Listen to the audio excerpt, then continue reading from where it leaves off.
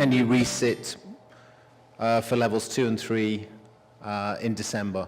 The answer to that at the moment is no. For the reasons that we outlined, we like to have a certain pace to the exams, and that's partly what we think, but it's also partly what we hear from employers as well. So, you know, if you, let's say you don't quite get over the pass mark in December, and maybe not in June. I mean, if it was done every 6 months, employers say to us they would lose their employees. You know, if they're constantly doing resits or new exams as well, that, you know, once every 6 months is quite a burden given the amount of effort that you want to put into it. So that, you know, that's quite key as well, that there's no point registering for the exam if you don't think you can commit the time, because it is a waste of your time, money, energy, angst. So there is a block of time that needs to be committed, particularly level 1. You know, as Paul indicated on the pyramid, it's a very wide base that then starts to get more specialized and more applied. But there's just big chunks of core financial knowledge that you need at levels 1 and to an extent in level 2 as well. Let me just continue with this. Paul's covered the idea of having a test center here. Another round of applause. I think no, and I think that's it. That really, it's all about resits and having exam center in December. So those are those done. Okay. A couple. One here that's great that we didn't cover. What are our plans on big data, including that within the CFA program, and will a programming background be required? That's a great question. We're going through the experience, so we have a sort of a grid, if you like, of what sort of activities qualify to make up that 4-year experience requirement to get your charter holder, to get your charter, and we are adding in IT skills all the time into that. As big data and artificial intelligence become more and more relevant, fintech, for want of a better phrase, become more and more relevant to the curriculum, and we are importing that every year. We change about 5 or 6% of the curriculum every year, and fintech is becoming a larger and larger piece of the CFA program. We are also adjusting the 4-year experience requirements, and more IT professionals are actually working in support of the investment decision-making process. So that's a really great question. More IT people are definitely going to become CFAs over the next few years. The MOU with ACCA, the Association of African Stock Exchanges, who was targeted and what's the benefit? Well, this is Pan-African stock exchanges, so this is all stock exchanges in Africa. We entered into an MOU with them 2 weeks ago. The current chair is the Nigerian Stock Exchange chairman, and we reinforced that today in front of the Nairobi Stock Exchange. The beneficiaries are stock exchange employees. We are providing them with a number of scholarships to help reduce the cost of the program, and we're working with the stock exchanges on a variety of thought leadership projects as well. So that's the purpose of that. Great question here, because we've just come from ICIFA here. What are your plans so that we can protect CFA charter holders from being double examined? Well, CFA chart holders are not double examined, they're triple examined. CFA is number 1, ICIFA is number 2, and the Capital Markets Authority is number 3. So what we'll say in the CFA is we do not teach, nor will we ever teach, local taxation and local regulation. That's always something that any CFA is going to need to do, the local modules of the various examination bodies. So for us, the challenge is not really ourselves, because both the ICIFA and the Capital Markets Authority have been incredibly generous in giving CFA charter holders waivers from their programs. What concerns us more is the overlap between the CMA exams and the ICIFA exams.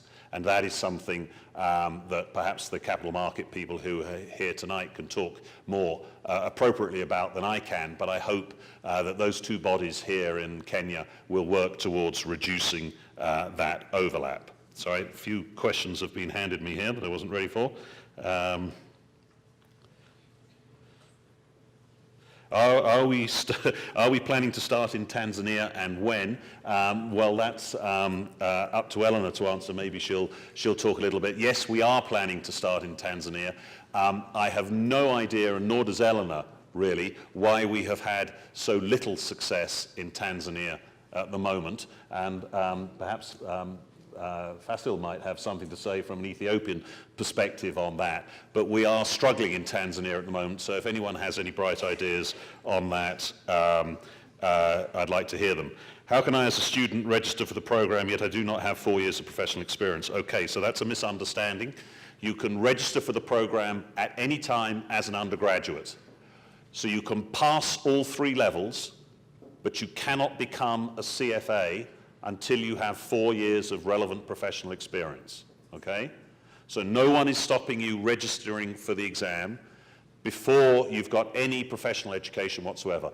All you need is to be in tertiary education, which obviously everybody in this room is, and then you are allowed to register for level 1 of the exam. Once you have passed your undergraduate degree, you can register for levels 2 and 3. So you can pass all 3 levels without having any professional experience whatsoever, but you cannot become a CFA until you have 4 years of work experience. So I hope that answers that question, and that's why I was saying that it's much better to do levels 2 and 3 whilst you're working, because then the whole process comes together a little bit better. Can you do the CFA if you don't have a finance or investment background or work experience? Yes. Gary is a geographer. I am a historian. So we are living evidence that even geographers and historians can add up. So there you are. You do not need to have a finance background at all. And in fact, it's one of the things that I'm thinking much more about is that we talk too much to economics students, to BCom students, to business majors of one sort or another, and we don't go enough into the liberal arts colleges and the liberal arts programs and tell them that they too can become an investment manager, that there is no barrier to entry. And secondly, some of the skills that are required as an investment professional are much more likely to be found in the liberal arts graduates than in the business graduates. Liberal arts graduates tend to be a little bit more rounded, tend to perhaps be better with people than business degree people, who tend to be perhaps a little bit more wonky, a little bit more geeky, basically, for want of a generalization. Most of what happens in the investment management world is actually talking to clients, is actually relating to people. So people who have liberal arts backgrounds are very definitely required. And the second thing I would say about that is our industry is overwhelmingly male-dominated. And males make up by far the biggest percentage of those types of economic and business degrees. More women, as a generality, are found percentage-wise in the liberal arts area. And we need more women in the profession. Firstly, because it's fair that they should be accessing those opportunities, but secondly, and just as importantly, because we solve, as investment professionals, very complicated problems. And to solve complicated problems, you need cognitive diversity. And if everybody is male, everybody went to the same school, everybody thinks in the same way, you're very, very unlikely to get to the right answer. And you will always replicate the problems of yesteryear. And so trying to change the inputs is absolutely vital. Got one more here. Unfortunately, the handwriting is so small and I'm so old, I can't read it. So I'll leave that to somebody else. Okay, couple around a similar theme. What's the benefit of doing CFA versus ACCA? And a lot around that. It's a big question, but I'm going to keep my answer very, very brief. As Paul said at the outset, CFA is about investment management, investment research. It's quite a specific target within the financial industry. If you really don't have a clue what area of finance you want to go into, that you've just got a vague idea, then maybe accounting is a way, as the first step to get a better exposure, understanding of it. If you've got a better idea that investment management, asset management, investment research is something that you want to gravitate towards, then CFA is by far a better designation to aim for. So it depends a little bit to what stage of your thought process you are at. MBAs, generally investment banking, general management, that direction. Again, it depends on what you think your career progress and progression might be. Sort of a related one, is it worth an entrepreneur looking to start a hedge fund taking a CFA? We haven't done a great job with hedge funds in the past. There's no reason why we should not, though. You know, hedge funds are still about investment management and asset management. They like to dress themselves up in other ways, but essentially they're still looking after people's money. Some do it well, some do it appallingly badly. So, you know, I think personally CFA is a fantastic grounding for hedge funds, given that you usually have a very broad base of investment opportunities. But crucially, you're probably looking at the short side as well as the long side. Now, all of that is a very similar point of analysis. It may be taken to a greater degree, but I do think that it can provide a very solid financial education in terms of looking at that as an eventual alternative for you. Final one, I forgot to answer in the previous one about fees. Part of the strategy for developing Africa is definitely looking at, is there some potential for looking at differential in fees? You know, we've done that on membership. We've reduced the fees for annual membership. I certainly think that, you know, I hope we can work out something where we can come up with a way in which the exam is affordable for everyone who is serious about taking it. Now, I don't know what form that will take, but at the very least, perhaps getting away from the exchange rate risks that you take on, so it's not just in US dollars. I mean, there are various ideas around that we need to consider, but that is something we've certainly got an undertaking and a project on looking at ways in which we maintain that accessibility for people.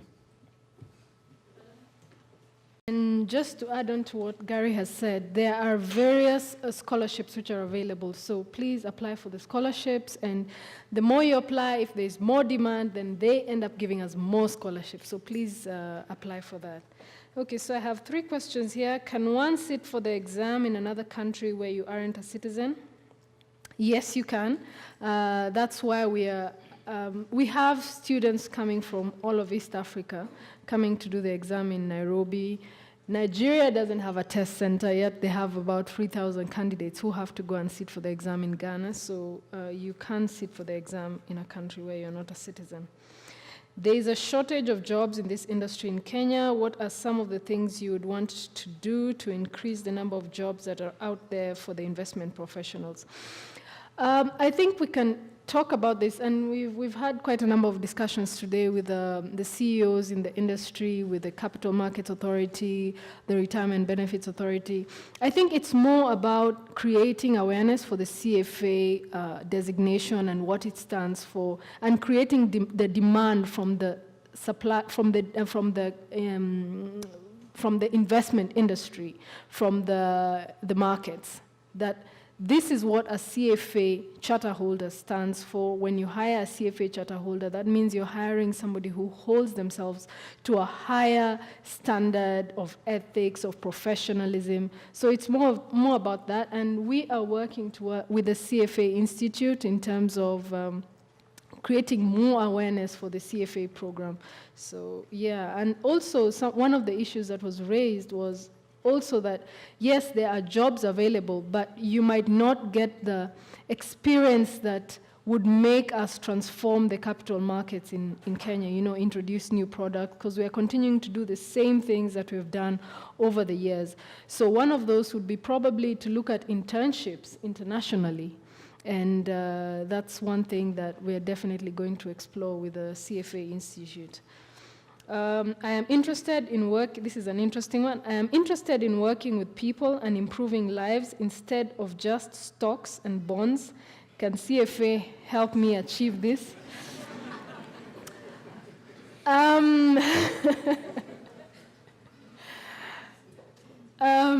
it's interesting because, of course, if you want to improve lives better, maybe become a doctor or something like that. But anyway, looking at it from the investment profession, what exactly does a CFA charter holder do as an investment manager? You are, the client is bringing you their life savings for their retirement. So it's a very important job that you have to safeguard their life savings. Also in terms of the capital markets, how do we, in Africa, for example, how do we increase the capital flows to where it's needed, whether it's socially responsible investing, whether it's green investing, things like that. So there are many areas of investing which you can look at, which can ultimately have a positive impact on society. But the question is very vague. Probably that person might ask it again so that Patricia can handle it better. But those are my thoughts, that you can improve the society, but just from a different viewpoint. Thank you. I'm glad that we got to speak to you, and we hope that you actually gained something from the discussion.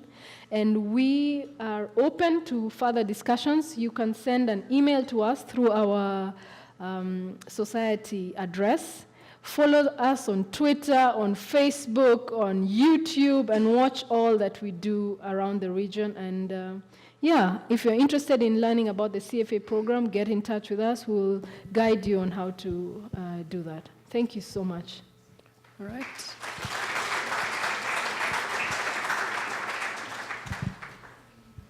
The best part of our job, apart from the travel, is being surrounded by young people. When you get to a certain age in life, you tend to become a little tired and a little cynical. And it really does, and I know I speak for Gary in this, it gives us an incredible energy boost to be in a room like this where you can feel how keen people are to succeed and to get on and to contribute to the society in which they live and they work. And it's an honor for us to be here, to be amongst you all. I hope we've left you with some good thoughts. The very best of luck in your careers. Both Gary and I hope that we will come back in future years and hand you your CFA charter. We have an annual ceremony every year at which that is done, and nothing would give us greater pleasure than to hear your stories about how you perhaps heard today of the CFA for the first time and then stuck it out, qualified, and are now having a wonderful career in the investment management industry. If there's anything that we can do to help you, please don't hesitate to contact us. Thank you very much for your time.